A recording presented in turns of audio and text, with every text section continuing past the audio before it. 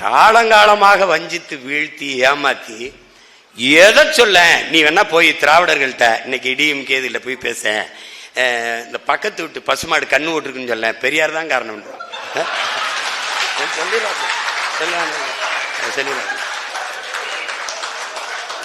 அந்த அம்மாவுக்கு ஒரே பிரசவத்துல 4 குழந்தையாமுங்க, பெரியார் தான் காரணம். எங்க ஐயா சொன்ன மாதிரி நம்மளமா அம்மனமா தெரிஞ்ச மாதிரி அவன் தான் நமக்கு கோமணம் கட்டி விட்டேங்க மாதிரி. ஏய், இவர் உட்கார்ந்து இருக்கும் போது, ஐயா ராமசாமிங்கிற பெரியார் உட்கார்ந்து இருக்கும் போது பக்கத்துல பேரறிஞர்னு ஒருத்தன் அண்ணா இருந்தாப்புலப்பா, 2 MA படிச்சிருந்தாப்புல. அன்பழகன், நெடுஞ்செழியன், முதுகலை படித்து விட்ட ஆகச்சிறந்த அறிஞர்கள் உட்கார்ந்து இருந்தாங்க பக்கத்துல. அவர்களை யார் படிக்க வச்சது? யார் படிக்க வச்சது?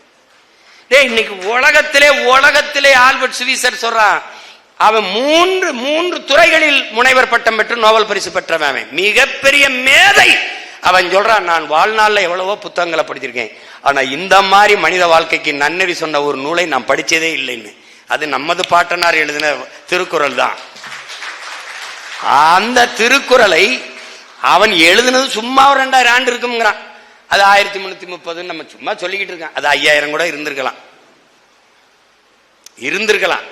அது ஏதோ கரை அடிச்சது போக போய் நம்ம பாட்டனார் கந்தப்பனார் எடுத்துட்டு வந்து எல்லிஸ்ட கொடுத்து அதை அச்சில ஏத்தி நமக்கு வந்து ஏதோ வச்சிருக்கோம்.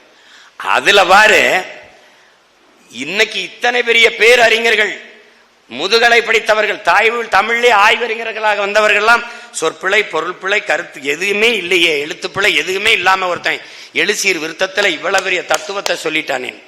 நான் கூட சொல்லுவேன், பெருமாள் கூட 2 அடியில உலகத்தை அளந்தாருன்னு இருக்கு, எங்க பாட்டனார் 1.25 அடியிலே உலகத்தை அளந்துட்டாரு அப்படின்ட்டு. அப்படிப்பட்ட ஒரு நெறியை எழுதி தந்தவனை யார் படிக்க வச்சது? வள்ளுவனே வியப்பென்றால் அவனுக்கு தமிழ் சொல்லிக் கொடுத்த ஆசிரியன் யார்? கம்ப ராமாயணம் என்ற காப்பியத்தை 15 நாளில் கம்பல் பெருந்தகை பாடியிருக்கான். அப்படின்னா அவனுக்கு இருக்கிற அறிவு என்ன? கடல்ல தண்ணியை கரண்டி தள்ளி ஊத்துன மாதிரி சொல்லிட்டு பாடிட்டு போயிருக்கான். இப்ப அவனுக்கு எவன் சமைச்சு சொல்லி கொடுத்துருப்பான்? எங்க அவ்வைக்கு யாரு? வள்ளுவன் வாரான், மருந்தன வேண்டாவாம் யாக்கைக்கு அருந்தியது அற்றது போற்றி உனின். நல்ல சாப்பிட்டது செமிச்சிருச்சான்னு பார்த்து சாப்பிட்றா, நோய் வராது, அதுக்கு எதுவும் மருந்து தேவைப்படாது அப்படின்னு பாடுறான். இது நல்லா தான் எழுதியிருக்கான், சின்னதாக தான் எழுதியிருக்கான், அதுவே சிரிச்சு. அது அவ்வை வாரா, அந்த கிழவி. வள்ளுவன் நல்லா தான் எழுதியிருக்கான், பெருசா எழுதியிருக்கான், பிள்ளைய கஷ்டப்படுவாங்கன்னு பசித்து பூசி அது பெரிய மாத்திரையா இருக்கு, உருட்டி ஒரு கேப்சூல் அடைச்சு கொடுத்துட்டு போயிட்டான்.